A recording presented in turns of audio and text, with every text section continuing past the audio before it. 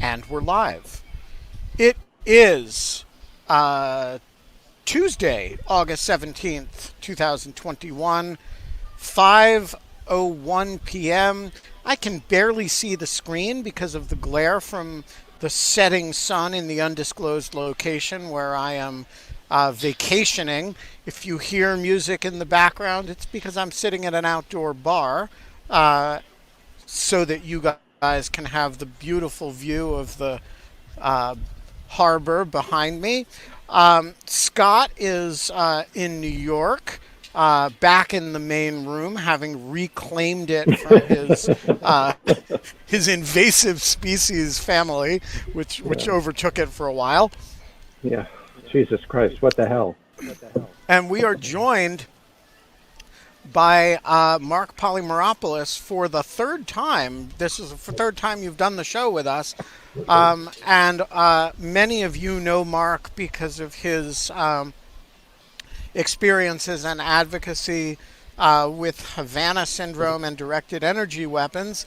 And along the way, it may have come up, or I'm not sure if it did, but it may have come up that he actually served a number of times in Afghanistan when he was with the CIA. And he has been about as worked up about the last few days as I have, maybe more so. And so I asked him to come on and give us a bit of a primer on the rage and anger he feels. So, Marc, we are not allowed to have fun anymore, and I wish you were here under happier circumstances.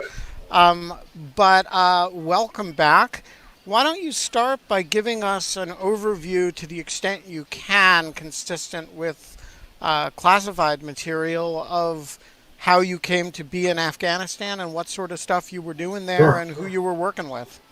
Sure. Well, first of all, it's great to be back. Again, I love the show, and one of the things that I was really excited about today is that we'd have considerable amount of time to talk about this. I've been doing some media. I've been quoted in the Washington Post. I did at Fox News. But these are all small sound bites. This is an opportunity to really kind of do a deep dive on what has occurred and what I think is are the effects of what has been a pretty awful couple of days. But first and foremost, so I served 26 years at the CIA. I started out, I actually, was recruited from the agency right out of grad school, and the first job that I had was on the Afghan account in 1993. And so I had a front row seat to a brutal civil war in Afghanistan. This was, after the Soviets withdrew with the fall of the communist led regime of Najibullah, and the Afghan, the disparate Afghan groups really going at it. And then in 1994, the Taliban were created. In 1996, they took over. So at the beginning of my agency career, I was actually working on Afghanistan. I ended up as a operations officer going into Afghanistan in early 2002. I think it was February or March, to Kandahar. And then I wasn't on one of the first teams in, but it was one of the earlier teams. And so I certainly saw the birthplace. Or not the birthplace, or certainly the home of Mullah Omar. I remember going to his compound. And then in 2011 and 2012, as I became more senior, I served as one of our base chiefs in a paramilitary base along the Pak-Afghan border, which is one of the most dangerous locations on the planet. So I spent a year there. And that was really primarily counterterrorism in our fight against the Taliban and Al-Qaeda. And so I really had a unique view of Afghanistan, over a large portion of my career. And then as someone who also worked counterterrorism, Afghanistan was always, even in other operational tours and postings, or even at headquarters, it was always at the forefront of everyone's mind because of the counterterrorism fight. So ultimately, it's an area, a region where I spent a lot of time.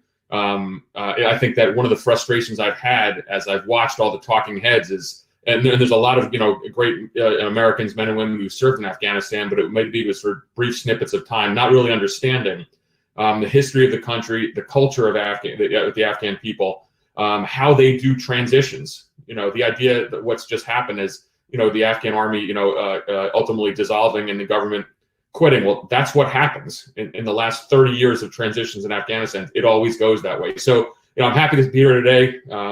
Ask me any questions and we can talk in detail about this. It's just, and let me also say, there are far more accomplished intelligence officers, both in and out of government, particularly at CIA, who spent even more time in Afghanistan than I. And so we'll talk about maybe this idea of an intel failure, because I really push back against that. I think, the bench we have in the CIA is extraordinary when it comes to Afghanistan. And so happy to be here, and let's talk about what happened.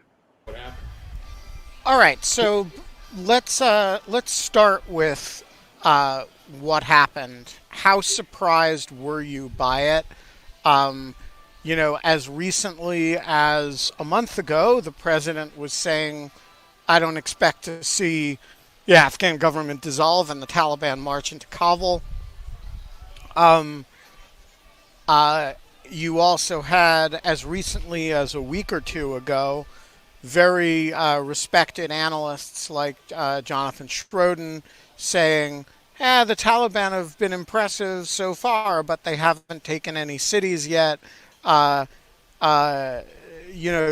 could be a real urban-rural divide situation.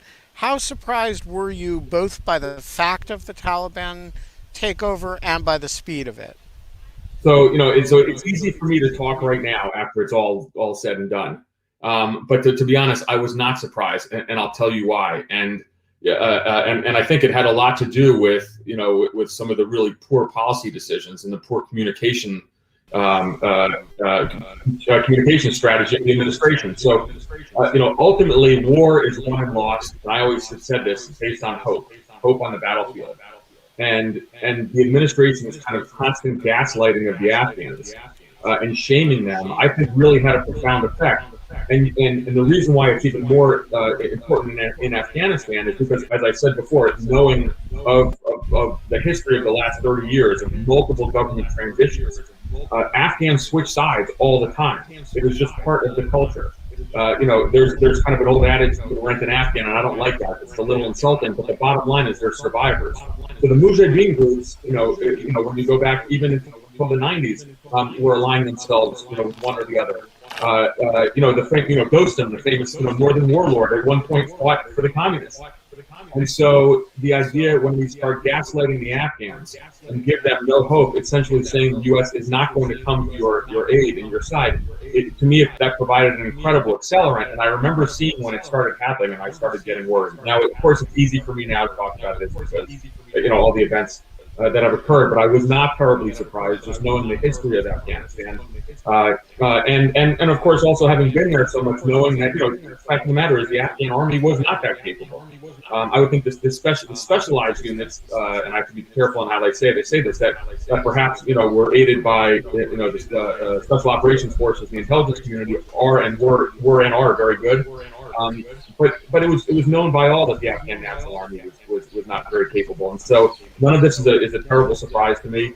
And I think it was just regrettable because our rapid withdrawal, coming earlier, this kind of strange idea that we had to abide by the Doha Agreement, which the Taliban was violating, all kind of led to this this cascade of events where things moved rather quickly. And I'll tell you, when you think about the intelligence reports, and I'm reading this from press. But ultimately, when an intelligence assessment says, Kabul may fall within 30 days, that's the light blinking red. That is serious. So that's not like saying that the Afghan GDP is bad, or the trade deficit of Afghanistan is a little shaky. So if you're a policymaker and you see that, you don't start quibbling over what time and day they're going to fall. Something's really wrong. And so ultimately, I guess back to the original question, I wasn't terribly surprised. Part of it, we were having technical issues. I think Ben disconnected, and he's reconnecting. But can I ask you about it? First of all, it's great to talk to somebody who's clearly an expert. So I just want to say it's nice to talk to somebody who knows what they're talking about. But are you suggesting that there really wasn't an intelligence failure? It's that there was a failure on the part of A, policymakers, and B, the public/media misinterpreting what the intelligence language and terminology. Is that it? Well, intelligence, it's certainly imprecise. The idea of being predictive in terms of the exact time and date of a country falling. But again, going back to the idea of, worst case scenario, this could happen in 30 days. That's pretty serious.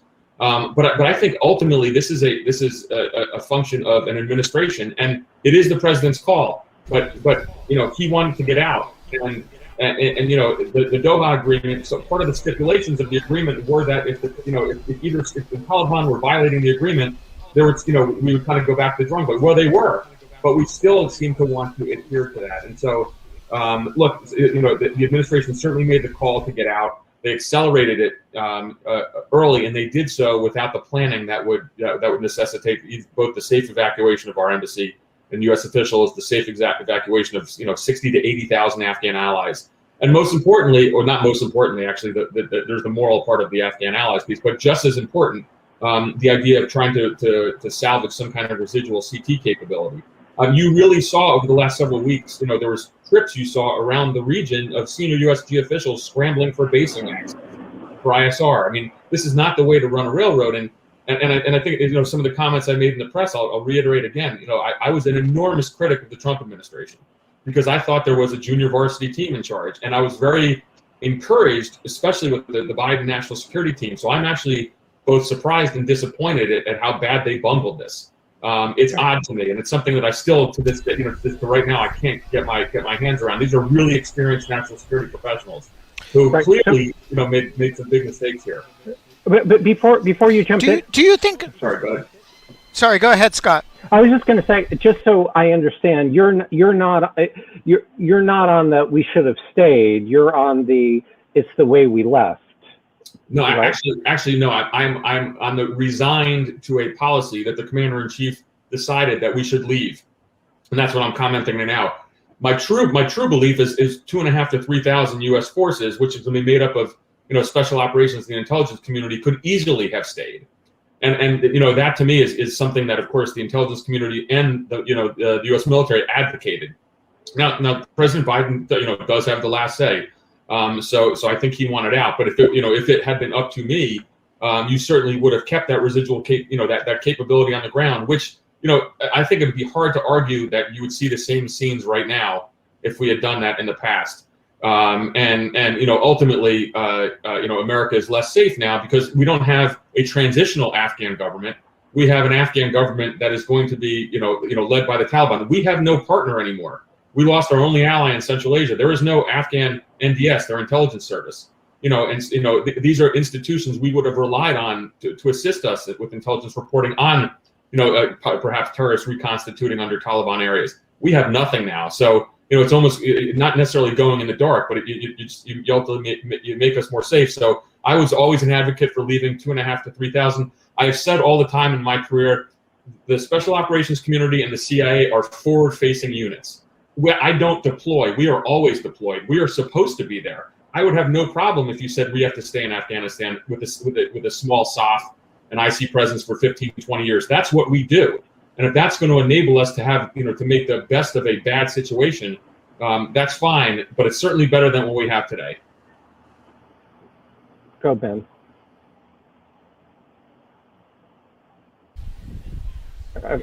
Okay. So I'm sorry. So is the idea that you want to have 2.5 to 3,000 special operations, American covert officers in a country ruled by the Taliban? No. We've passed that. We've passed that now. So I'm certainly not advocating for that now. I'm talking about what I would have preferred to have been the policy decision to declare that we are going home. And you keep that residual force there, and you still end up with this. Negotiating with the Taliban. In Doha for some kind of transitional power sharing. Which was part of the entire process. But instead, we have a situation where we have lost everything. And so I think that ship has sailed. The only thing we have to do now is obviously get the Afghan allies out. And in reality, I see no appetite from this administration of certainly doing anything other than that. Okay. So. Given the policy of withdrawal by a date certain, what could have been done to do it better how much of this is an execution problem, and how much of this is a underlying policy problem? Had you been advising the president, was the fundamental problem here that they didn't extend past September 11th and they did it in a rush? Or was the fundamental problem that the Afghan government actually could not be expected to hold up without sustained ongoing U.S. military support? Well, it's a bit of both. Look, let's start with the latter. There's no doubt. I mean, clearly that the Afghans needed us, and so I also have a bit of a different take on this. I recognize after all my time in the third world, working with indigenous units, they're never going to be perfect. There is incredible corruption, but this is the best of a bad lot that we have. So yes, there are so many things wrong with the Afghan government. Corruption was endemic. Obviously you saw, what happened with Ghani and he fled. And sometimes we wish we would have better partners, but sometimes we don't have better partners. And so, so you're making the best of a bad situation. And that's just the gray that I lived in. The idea that we would have, an Afghan government free of corruption, upholding some of the same standards that we have in the West. That's just that of course is something to strive for, but that's fanciful. And so my job at the agency was always to work with governments like this. And sometimes it's not fun, and sometimes it's unpalatable. Sometimes we can't if there's if there's terrible human rights abuses. But the bottom line is, we were going to have to deal and frankly support and prop up this Afghan government. So that's where those 2.5 to 3,000, I think, at least in the short term, could have helped. So again, I'm not talking 20 years. I'm talking a 1 to 5 year span. And maybe we could have avoided this and still say we're up, we're out and done. I mean, combat operations are over. So I think that's really important. Now, Ben, you talked about the kind of the stipulations of the Doha Agreement. Again, you're 100% right. So the Taliban were violating these stipulations. We could have easily said that date of September 11th could be pushed forward. But for some reason, the administration was pointing to that while the Taliban was violating that, wildly. And so I think that's something important to note. What were the nature of their violations? I mean, the agreement never required them not to attack Afghan government forces. They weren't supposed to be attacking our people. As far as I know, they weren't. So what were they doing that violated that agreement that would have justified our doing so? So I think there, it was some of the violence on the ground, but it was also, their continued support for terrorist groups, inside the country. Their inability to kind of break from Al Qaeda and other groups, which there's again, I don't have access to this information, but certainly that's what I've read in the press, and frankly, I think administration officials or intelligence officials or even diplomatic officials, they all will agree that the Taliban were violating these terms, and so, but the U.S. just kept looking away, and so ultimately, that means it's a policy decision that we're going to get out no matter what, and that date is sacrosanct, and that to me was always something that I didn't quite understand. But that's something that certainly the Trump administration started. And the Biden administration, somewhat surprisingly to a lot of us, kept. And one of the things that, it's never fun to kind of, pinpoint officials by name. But even the negotiating team in Qatar, the negotiating team with the Taliban, the Biden for some reason kept the same individuals.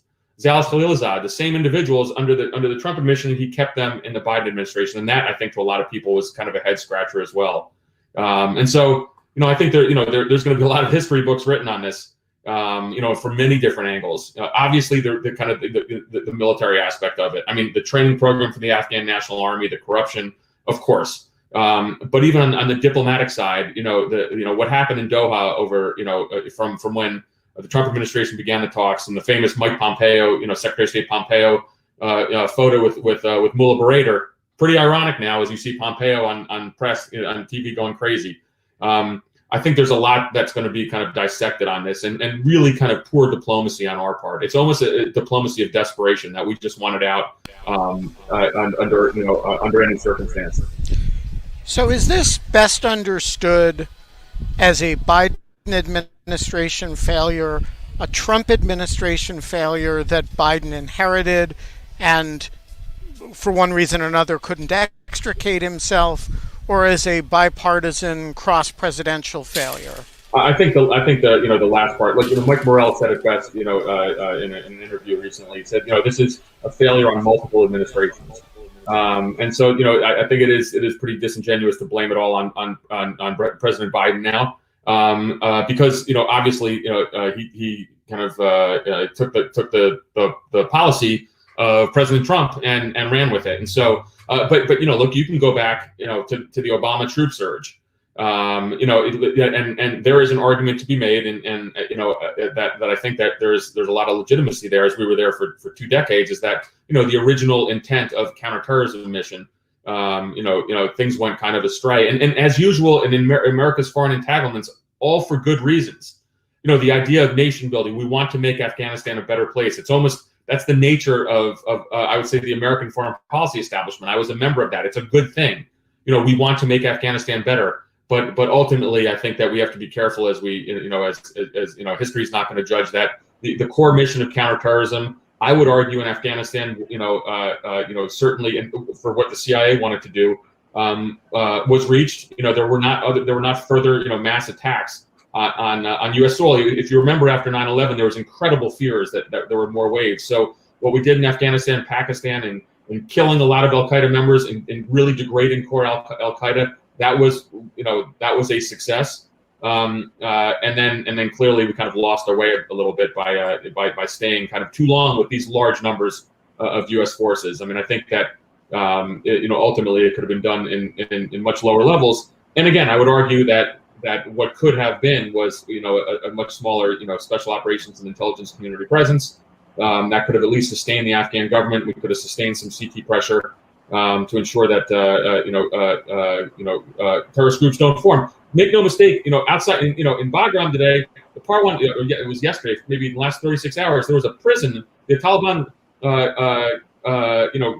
captured a prison and let out 5,000 to 7,000 hardcore Taliban and Al Qaeda members. That's really bad. For the counterterrorism community, that is as bad as it gets. And so Al Qaeda is going to have a presence there now. We have a big problem on our hands. So long-winded answer to your question before. Can I push back on that? Because so first of all, you're very articulate and you make an excellent you present your position excellently. So I want to push back and just say maybe it is not the role of the United States to build nations in far-flung countries, and it's not our role to do that. It's not only a bad idea, but it creates a lot of pathologies, both domestic and foreign. But I guess I want to. So one of the things that's so interesting is that I live in New York City, and New York City experienced a very pronounced drop in the homicide rate starting from the early 90s up until 2-3 years ago, and nobody knows why. That is, there are lots of different theories as to is it first it was broken windows policing, stop and frisk, and then it was led in the war. Abortions were legal in 1973, and there were lots of different theories, and we don't know. We don't know in our front yard why things happen. We're taking an army and we're going around the world. We're fighting in a completely alien culture, alien in the sense that we're not familiar. It's not familiar to us, and yet we think that this is going to solve or ameliorate the problem when we don't even know what the relationship between cause and effect is, not just in crime, but certainly in counterterrorism. So I guess I feel I'm always surprised that counterterrorism people feel so sure about what they do when crime prevention experts aren't sure what they're supposed to do at home. Do you see what I'm saying? So yeah, no. So I do, and let me respond in a couple. First of all, I love having this discussion. So don't, and you're as qualified as anybody to have this discussion. Just because I was, I did some unique things doesn't make me an expert. I have just a unique experience. So look, let me just be clear. I was not arguing for the nation building concept. What I was saying is when we've gone into countries in the CT mission, that mission creep just happens, and I say that because. And I really mean this, of the goodness of the United States. So when we say we want to make Afghanistan better, maybe we shouldn't have done that, but it's done for the altruistic reasons of what we believe in. And so I think that's going to be something that in the future, and we are going to have foreign entanglements, and we are going to have to go to war and sometimes invade other countries. And it sounds terrible, but let's keep in mind our experiences in Afghanistan, in Libya, in Iraq. And so, and I think that so in the end, hopefully we'll learn from history. In terms of kind of counterterrorism, this is going to sound kind of brutal and frank, and again, this is based on my decades of being in Iraq and Afghanistan and Syria and Lebanon and a whole bunch of nasty places. I do believe in an aggressive counterterrorism policy, and for lack of a better better terms, I kind of adhere to the Israeli model that we have to go kill our foes, and sometimes we have to do that proactively. And I think that has been very effective for the United States. One can debate this, but I think we do so, especially in the intelligence community, with the kind of precision that the U.S. military in a large-scale campaign would not. This is just that's my belief, my experience. I've been face to face with Al Qaeda and the Taliban and Hezbollah and all sorts of really bad characters over the years, and I do believe we have to have an aggressive posture. That's me, and that's also not to say that there's not risk versus gain. So the idea of doing some of the things that we do really aggressively, there is a cost to this sometimes. Sometimes there will be, and I would argue it's much more rare than is portrayed, civilian casualties. Sometimes it's, we will gain enemies from doing some of the things that we do. One of the most refreshing things I ever saw was how the Israelis do this. And I've worked with the Israeli government. And so when they decide to undertake counterterrorism action, they do something that we don't do. They're very clear to their policymakers. They'll say, we're going to do this, and this is going to be the effect. We might go kill a terrorist somewhere, but you know what? We might lose an embassy. And that provides the policymaker a pretty stark choice on if they want to go through with this. And so I think you do have to you have to have open eyes in terms of counterterrorism policies on the gains. And I would argue there are a lot of gains about being aggressive, but also on the cost of this. But let's go all the way back to the original question. I'm not advocating for nation building. My point was, I think that just because it's the goodness of the American people that we kind of get sucked into this. And it just happens time and time again. And so I think we have to really be cautious. I actually think it's the opposite. It's the fickleness of the American people that gets us sucked into something and then has us withdraw. It's actually, one of the huge problems about nation building is the fact that we don't have the political, whether it's a good idea or not, there's no domestic political will to see it through. Yeah. We're not even interested in building our own nation. It's not exactly clear to me, how effective we are in other countries. I would just also say, what we're talking about here is going to Central Asia to fight, not fighting in our neighborhood of what the Israelis are doing. And so it's a different story. And I would just say, and I just want to, I know this is a hard thing to say, but it may be that counterterrorism people don't know how it works, because the crime prevention people don't know how it works at home. And I think part of the zeitgeist here is that 20 years is too much. We don't know what we're doing. Let's get out. Just because it's clearly not working. I think that's like the zeitgeist. I think that the comparison though with crime misses one key point. I believe in rehabilitation, in the U.S. criminal justice system. I don't believe in rehabilitation when it comes to counterterrorism. I've been face to face with some really nasty, Al Qaeda and Taliban members, and that you cannot rehabilitate them like you can, someone who commits a crime in American city. Mark, all I meant was when you have very complex social phenomenon, the question of the explanation of it is very complicated, sure. and so that's all I meant to say. Sure, so sure. That's all I meant to say. But I don't have. Do I have the power to bring Genevieve in? Genevieve, you want to come in? Sure. Oh, okay, because I thought you were in the chorus, so I couldn't unmute you. Okay. No, I'm here.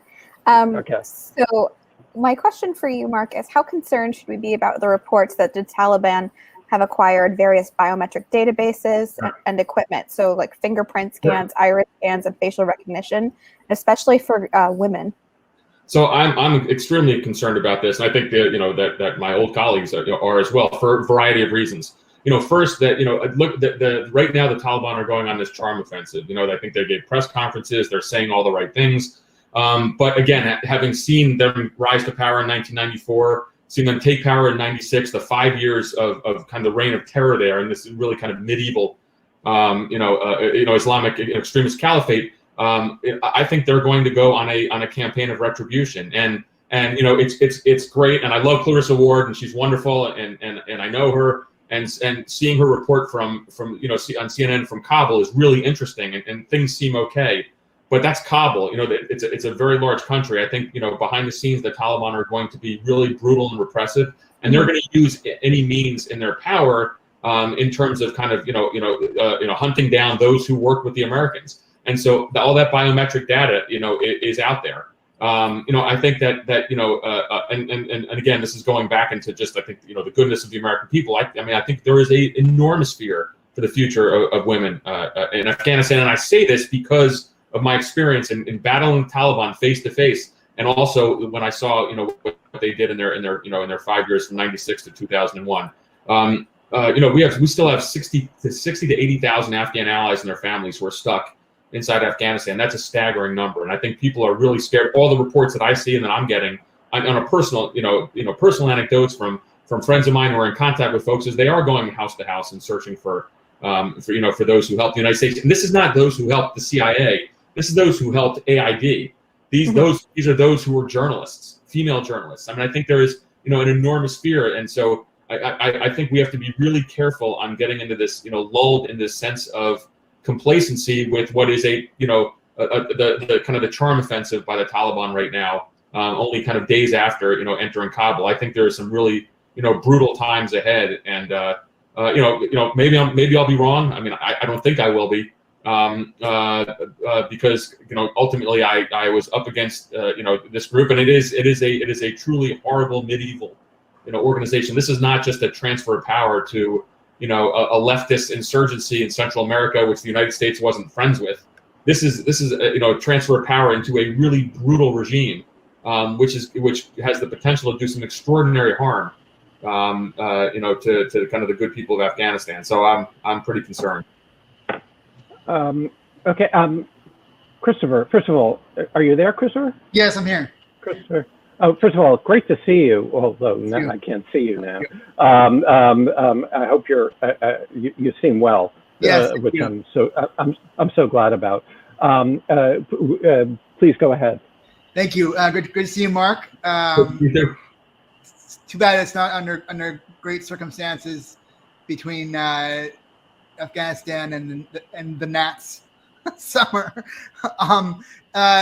So my first question would be, what was actually achievable in Afghanistan after bin Laden was taken out in Pakistan? And if we say that the mission in Afghanistan was to prevent Al Qaeda or other sort of terrorist groups from using Afghanistan as a base to attack America in the West, how is that ever anything more than sort of a gentleman's agreement with the Taliban? Well, I don't think there was ever any agreement with the Taliban. I think their whole idea is that we degraded core Al Qaeda both in Afghanistan and Pakistan. And that when I say core Al Qaeda, it's not its leaders; it's also its foot soldiers. We had deliberate counterterrorism policies that killed a lot of Al Qaeda members, so they would not be able to plot against the West. And make no mistake, and there is a difference between the Taliban and Al Qaeda. When we talk about Taliban, this is a brutal, medieval group. But they do not have designs to kill Americans, other than the Americans who are in their country. They don't have designs to hit our embassies, in Asia and Africa. Huge difference for Al Qaeda and other kind of more global extremist or Islamic terrorist groups. And so I think that ultimately there was a time where we probably could have said that the counterterrorism mission was in essence completed, and in fact we did in a sense. There was the troop surge under Obama, but we've gone down to certain numbers in the 10,000s. And so, so when President Trump said he wants out of Afghanistan, I think a lot of people shook their head. The troop numbers were very low there. And then when we talk about going down to 2,500, we're in essence, we were done already. The war is already over. And so, and I think that the counterterrorism mission, almost, becomes almost a blocking strategy where you're there, we're assisting our Afghan partners. We still have the capability of ISR and kinetic strikes, when we see, any kind of renewal of terrorist activity. But ultimately, the idea of, the 100,000+ American forces, that's a ship that sailed a long time ago. And nobody, would advocate for that. Again, I think that there is going to be some really good books, but more importantly, good, lectures in universities on, what was the, did we have to go to zero, or could we have left this residual force? And I think that's it's a very good question. It's a very fair question to ask. And I don't like what I heard from National Security Advisor Sullivan or President Biden last night, that there was this binary choice of staying and fighting the Taliban with huge numbers versus going down to zero. That residual number, I think, could have been sustained for at least maybe 1 to 5 years, which again is better off than where we are right now. Can I ask you, because since you were there in a way at the beginning of this story, right. So what is your understanding of why the Taliban made a deal with Al Qaeda and Bin Laden to use Afghanistan as a base, and then whether that reason no longer applies now 25 years later? I'm curious. Well, first of all, they never broke that agreement, so they've always had that agreement. Al Qaeda is, it has been in Afghanistan and still is. I think we're going to see it in bigger numbers now because the prison releases, because you might see movement of kind of core Al Qaeda from Iran back to Afghanistan. But ultimately, these are all individuals. This goes back even to before. This goes back to the fight against the Mujahid. This goes back to the fight against the Soviet occupation. So the Soviets invaded Afghanistan, and there was obviously internal Afghan resistance movements made up of 7 kind of different parties, and so they were fighting the Soviet Union. Obviously, everyone knows that the United States had a big covert action plan working with the Pakistani government. We were never doing this directly. All the aid went through the government of Pakistan to aid these some of these 7 groups. What you had on the side, though, as well, was the Afghan Arabs, and these are individuals, probably tens of thousands, who came from all over the Arab world to kind of to help fight and eliminate the Soviet Union. To kick out the Soviet Union from Afghanistan, and that's how these groups met. And so it kind of goes back to those times, kind of the shared goal of ejecting the Soviet Union from Afghanistan. And so ultimately, Osama bin Laden finds a shelter after he was kicked out of Sudan, I believe, in Afghanistan, but it's based on these shared experiences from the original Afghan war. And so it just and again, it's Al Qaeda and the Taliban are different. The Taliban is this kind of medieval form of Islam, but again, it's not also all that different from the Taliban. And I'll just kind of add, one thing to kind of throw the conversation into crazy disarray is never forget there was 3 countries that recognized the Taliban in 1996. They've only been internationally recognized by 3 countries, and that was Saudi Arabia, it was Pakistan, and it was the UAE. And so it's kind of interesting to see that those countries that were okay with supporting or at least providing legitimacy to the Taliban back in 1996. All right. If I could ask the second question, which maybe is a little delicate, but isn't part of we talk a lot about honoring the sacrifice of our troops and our fallen intel officers. Of course, you know many of them who have the stars on the wall. Right. Isn't part of honoring that sacrifice having an exit plan that where we don't stay forever? We knew that Afghanistan and Iraq was never going to be like Korea or Germany or Japan, where we have permanent bases for decades. Is this kind of more of a question about how we left versus like the timing of it, or sort of the inevitability of us drawing down troops? So look, I know, and I've thought a lot about this, of course, with the events that have occurred. So first and foremost, I have lost friends and colleagues in Afghanistan. I've also, been in charge of units, of indigenous units, where we've lost some great and heroic Afghans. I would never say that any of their, and I'm not saying you're saying this, but I would never say that any of their sacrifices were in vain, because the CT mission was the right mission there to do. And so, like, everyone is going to react differently, either if the Gold Star families or those of us who lost colleagues in processing this. But ultimately, we don't go to war, we don't go to conflict, with the guarantee that we're going to come out on top. And so I think that's something that's really important. I think the mission there, the counterterrorism mission, was very honorable. The friends who I lost, I hope their families still feel a great sense of pride. I certainly do for what they did, because ultimately, at the end of the day, and this is talking for CIA, I'm very proud of the fact that we were so integral and frankly, killing and degrading, Al Qaeda to an extent where the United States could not be hit again overseas. Now, it's not to say that Al Qaeda is, was defeated, because I think we have a problem again. But in terms of, we don't go into conflict. At least I'm talking about as a CIA officer, as someone from the U.S. military. You don't go into a conflict, with the idea that there's going to be this end game. The country has called us to do a job, and we do that to the best of our ability. And I celebrate, the men and women who certainly served, but also who paid the ultimate sacrifice. And I don't want to kind of think about what the last 72 hours. I don't want that to define them. One of the most interesting things that I and it's a whole separate issue, because I have my own health issues, and I was at Walter Reed today, and it's incredible kind of the feeling there amongst the service members, many of whom of course have been certainly severely injured in Afghanistan. I think there's a lot of conflicting emotions about this, but what I said to them today, and what I would say to any of my colleagues, and really difficult conversations with families, with Gold Star families, is that nobody's sacrifice was in vain. That that their service in Afghanistan was for a noble cause. And ultimately, sometimes things don't work out. Policymakers make poor choices. Obviously, I think we stayed there too long in big numbers. The nation building. We were talking about that before. Was certainly was not something that we should have tried to tackle. But I really don't want to. In all my service, I never thought of where the end game kind of what it meant. It was sitting there with your kind of brothers and sisters to the left and right of you. And you kind of do the best you can, and sometimes people don't come home, and it's really a truly awful thing.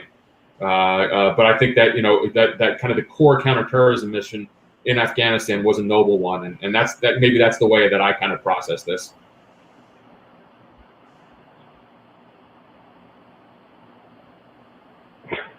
Can you unmute Ben? It won't let. It won't let.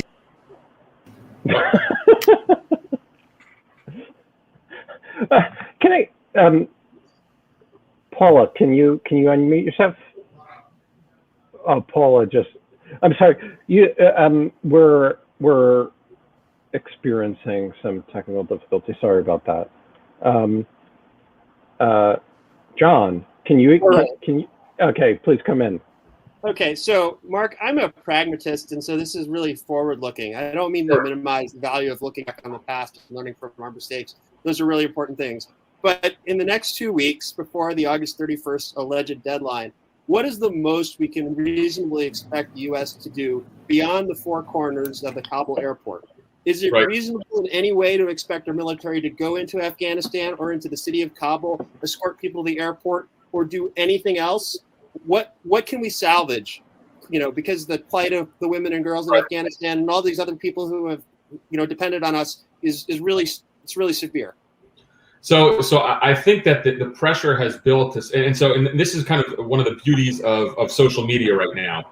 There has been some incredible work done by some former U.S. military veterans who have, and one a guy I've gotten to know, Matt Zeller, who runs an organization or ran an organization, No One Left Behind. So these are people who have put extraordinary pressure, kind of on the administration, but also with the American public to help, kind of get out our 60 to 80,000 Afghan allies. So what is the U.S. doing right now? And this is kind of my assessment. I think that we are negotiating with the Taliban to probably in a way that was not envisioned probably 24, 48 hours ago. But ultimately, it's to try to get as many of these individuals out as possible. Now, the problem is that the Taliban has the entire country and has surrounded the airport. So it's not like we can go around the country and pick them up. I think that a bold move from the administration would be for us to have access to airfields around Afghanistan, but I'm not sure that's viable, and I'm not sure it's actually very safe for the U.S. military. But I would love to see that happen. But ultimately, there's going to be a push to, for as long as possible, stay on the ground at Hamid Karzai Airport. So as many Afghans as possible will be let in. Now, of course, there are Taliban checkpoints. I mean, and so I'm sure there's some delicate negotiations underway. I don't fault the administration right now for doing that. We're in a really tough bind now, but ultimately the only thing left is to try to get as many of these 60,000 plus out. I mean, the scenes you saw from a C-17 loaded with 640 people, which might have been, I read it was the kind of the biggest airlift of an aircraft in history. Those were extraordinary. And I think there's, as long as the airport can stay kind of viable and open, we're going to try to keep that open, keep that flow going as much as possible. The problem, of course, is people have to get to Kabul, and that's not an easy endeavor. Now, look, ultimately, I think this is not going to end very well. And as much as everyone is trying, and you try to be optimistic each day when you see each one of these flights take off, there's a lot of people kind of stuck out in the hinterlands. And make no mistake, the Taliban are going to have some reprisals against them. And so, we're feeling good that stuff, that we see some amazing scenes of repatriation. You saw, the governors of Maryland and Virginia today saying we're going to take Afghan refugees. But there's going to come a time where this flow stops, and it's going to be pretty ugly. Yeah. So can people hear me now? Yeah. So I, first of all, apologize for the technical difficulties. I've actually been able to hear the whole show. I just haven't been able to be unmuted on screen. Thank you, Genevieve, for stepping in and saving the day. So I want to make a point about the nation building issue. I think almost every American who isn't supremely arrogant has learned a few lessons about nation building in the last 20 years. And even people who were the most gung-ho about Afghanistan and even Iraq, which was a much more aggressive nation building project than Afghanistan because it was more voluntary, are at least somewhat repentant or muted about it now. And I certainly count myself among the people who would not be as excited to undertake projects like this as before. There is a big difference between your cost of entry and your ease of exit. And there should be, when you're talking about changing the status quo, there's a bit of a Hippocratic principle, I think. Take any steps that could reasonably be expected to result in slavery for 10 million people. And, this isn't like, well, I walked into a room and turned on the lights, and now I'll walk out and turn off the light. This is a question where a situation where an enormous number of people have come to have a reliance interest on you keeping your promises and you doing the things that you say you're going to do, and so I think it does not answer the question to say why do we do so much nation building.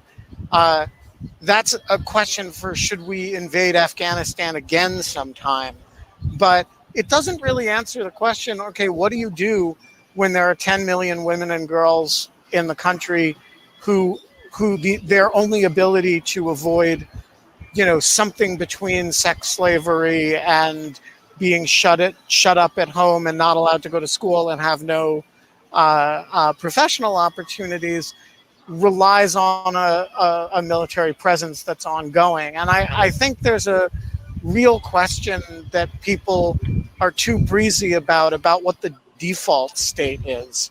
So that's all I have to say on the subject. Paula, the floor is yours.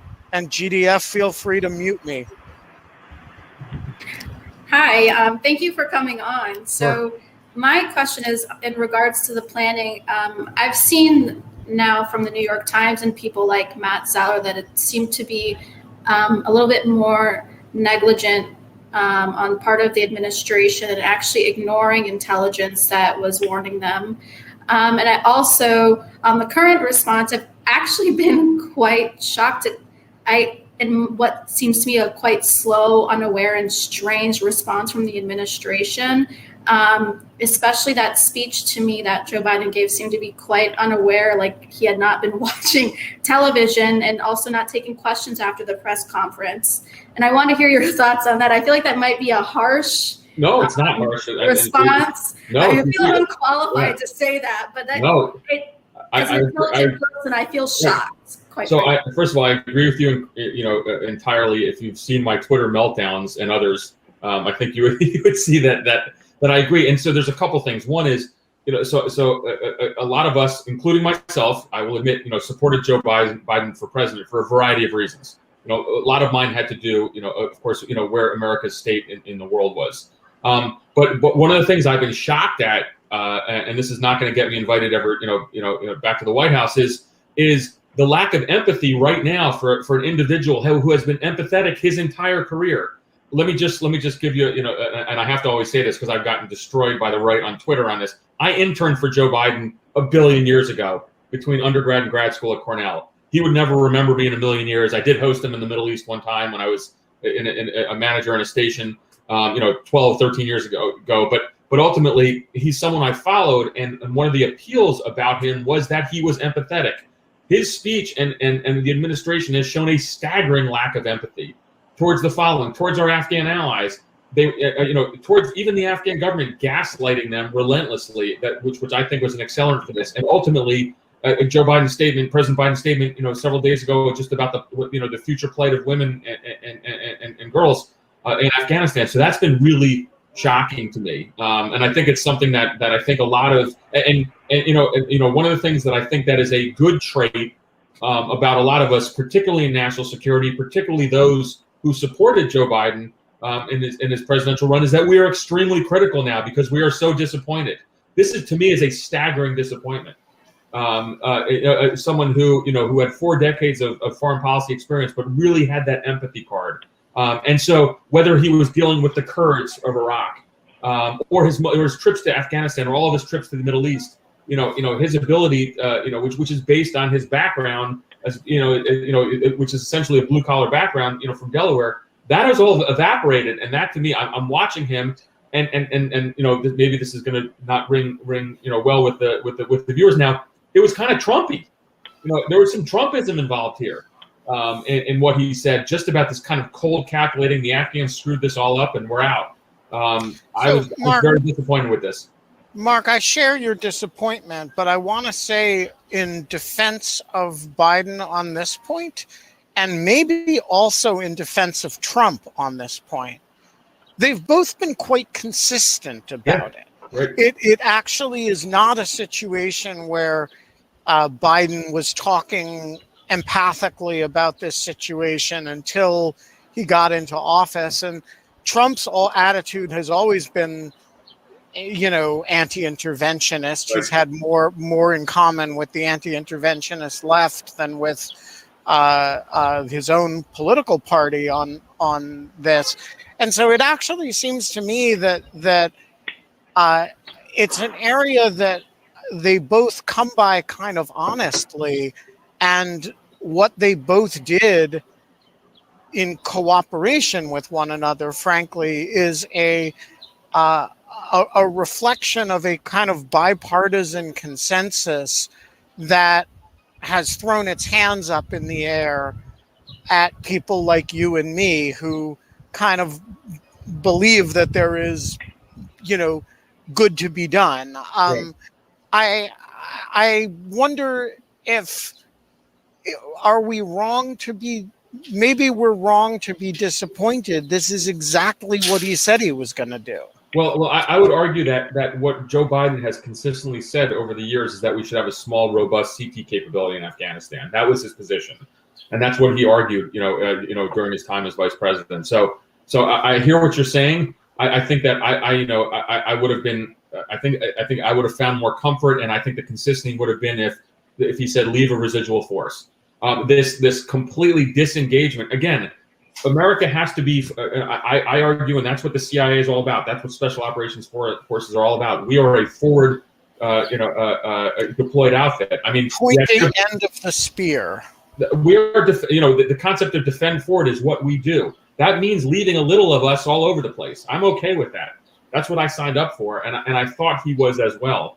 That's a big difference than 150,000 U.S. troops in Afghanistan. One thing that we haven't talked about, if you don't, because I think I don't know.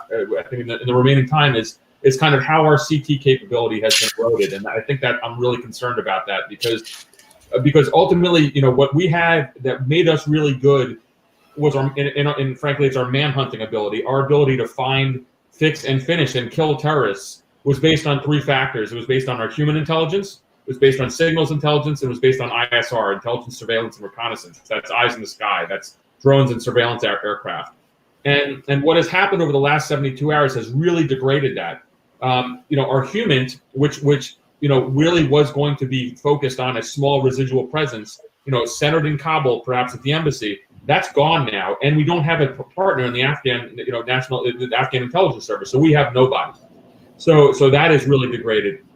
Same thing with SIGINT. We need facilities there to do this. And in terms of ISR, which is surveillance aircraft, the transition to this was so rushed that you saw American officials scrambling around the region trying to get basing rights for aircraft, and God knows they're going to fly from the Gulf. And so ultimately, our CT capabilities, and Bill Burns has said this publicly, were degraded even in a case in a scenario where August 31st and there's a transitional Afghan government. It is now accelerating. It's now even much worse with a full Taliban takeover. And so I think that and then of course you see the prison breaks and at the prison outside of Bagram with really some hardcore AQ members and reports of AQ members coming from Iran. I think that in my old kind of sphere of work, counterterrorism, people back at Langley are like, oh crap, here we go again. And I think there's a serious problem ahead for us. Because not only we talk about terrorist groups flourish in ungoverned spaces. We don't have an ungoverned space. We have a medieval terrorist entity as the government in Afghanistan. And so I think there is some concern there. Now, are these people going to attack America tomorrow? No. But the idea of Al Qaeda kind of reconstituting, I think there's legitimate concern on this. I think we are less safe over what's happened. I want to just add one thing to that, which will ring true with Mark and I suspect some of the rest of you. One of the things that the Taliban did in the period in which they were in government was they were the kind of proto-ISIS, that they seized a territory and they were an inspiration to people from all over the world, including some Americans, to come to Afghanistan because it was a pure Islamic society, hundreds and thousands of people from the Gulf. And this is exactly what ISIS did when it seized territory. It encouraged people to come. people find this inspiring, and those people become a very substantial terrorism problem. And I would not be surprised if there are a lot of people in the Gulf, in certain parts of North Africa, who are going to be very inspired to migrate to Afghanistan over the next couple of years. And that's a pretty scary thing from a CT perspective. Ben, we've seen that happen. We've seen that. There's a European security official quoted in the press today saying that they've already seen online chatter of people really being inspired by this. And so that's a concern. Yep. Yeah, it's going to happen, and it's going to be bad. I mean, Tom, you get the last question today. And I'll be quick. Can you hear me okay? Yeah. Yeah. Listen, I already got what you think about trusting the Taliban and their moral character. But is it in their interest to honor this idea that until August 31st, they'll let everybody who wants to get out? Now, I realize you said they're way out in the countryside. They're not going to make it, but let's just take that girls' school in, Kabul. Are they going to let those people out because we got 7,000 troops sitting there right now? Okay, I mean, we do have sort of a bigger force than what we had before we started disarming. Well, there is some irony there. Yes, I mean, that's been pointed out. But look, no. I mean, first of all, those who are eligible to leave on the SIV, the special immigrant, the visa status, are those allies of ours. That's not the girls' schools. They can't get out. We're talking about individuals and their families who help the United States government. But of course, the Taliban has encircled Kabul airport or Hamid Karzai airport, and so there is a question of even those that would be eligible, are they going to be able to get out? So I think ultimately they can't be trusted. There is a bit of a propaganda game going on right now. You already see China and Russia, hinting at establishing kind of diplomatic relations. But ultimately, make no mistake, there will be severe kind of retribution, and the Taliban and as we know right now are certainly hunting and searching for those who ally themselves to the United States. So I don't think they can be trusted. And the final point, which I think is really important, is they don't care about Western legitimacy. And I will argue this till I'm blue in the face. They absolutely do not care. And so there's. So I'm sorry, Mark. Can I just interrupt? Why the charm offensive if they don't care about legitimacy? Because when I said Western legitimacy, I think that they're obviously their propaganda arm has been quite successful as they're getting support from Russia and China. But in terms of from the West, I mean, I saw something. Which it was a UN official today who said that he was cautiously optimistic that the Taliban would honor agreements about women. I mean, that's ludicrous. And so ultimately they don't care. And again, I could be proven entirely wrong. I'm basing my experience with them. This is a medieval group which does not respect the rights of women, of minorities. There's incredible barbarism. There was massacres under their control and command. There are already reports of them kind of laying out their type of justice, which is chopping off limbs. I think we are in a really kind of strange period now. They do want the United States out, and so it's in their interest to kind of play nice a little bit, and they'll kind of tweak us a little bit in terms of China and Russia. But this is not an entity that can be trusted, or certainly, in my view, should not be kind of recognized, certainly by the United States, based on kind of their history of barbarism. Look, the world is going to have a wait and see attitude on what they do. It's simple as that. I have a very pessimistic view. Maybe some UN officials think differently, but I think ultimately, there's going to be reports from people on the ground and what they do in the weeks and months to come. I still remember the first time they were in power. The international community, some do-gooder in the international community approved a grant to build a soccer stadium in Kabul. Oh, good God. And they used it for public executions.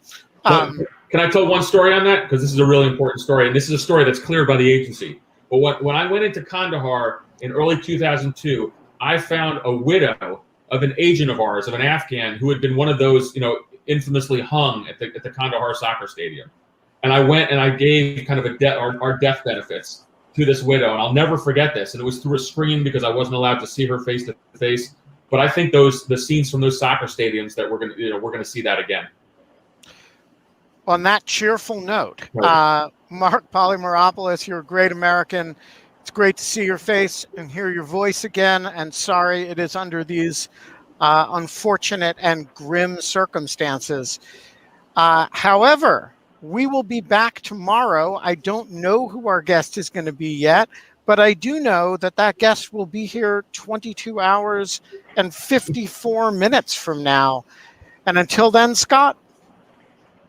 Oh, geez. This has been one of the most interesting, draining, engrossing shows I've been part of. And it's because we're so lucky to have people like Mark who interned for Joe Biden, spend 30 I'm going to tilt. There's a picture. It's a picture. Where is it? It's back in my thing somewhere. There it is, right there. Oh, that's right. Anyway, we can't have fun anymore, but we can have morally serious, intellectually important conversations on issues that matter. So thank you so much.